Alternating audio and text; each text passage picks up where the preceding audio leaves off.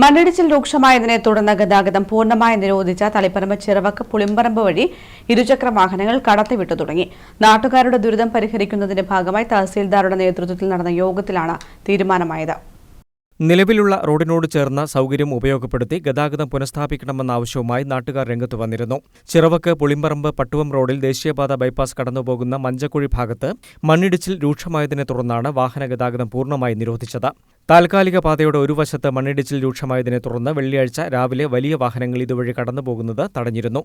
വൈകുന്നേരത്തോടെ പുളിമ്പറമ്പ് ഭാഗത്ത് വീണ്ടും മണ്ണിടിഞ്ഞതോടെ വാഹനങ്ങൾ കടത്തിവിടുന്നത് അപകടങ്ങൾക്കിടയാക്കുമെന്നും ദേശീയപാത പ്രവൃത്തിയുടെ കരാറുകാർ തന്നെ അറിയിച്ചതോടെയാണ് ഗതാഗതം പൂർണ്ണമായി നിർത്തിവയ്ക്കാൻ തീരുമാനിച്ചത്.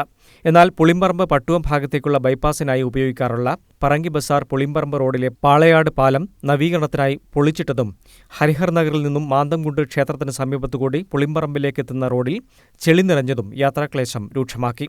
ഇത് പരിഹരിക്കുന്നതിനായാണ് ഇരുചക്ര വാഹനങ്ങൾ കടത്തിവിടാൻ തീരുമാനമെടുത്തത്. വാഹന ഗതാഗതം പൂർണ്ണമായി അനുവദിക്കുന്നതിന് ശ്രമങ്ങൾ നടന്നുവരികയാണ്.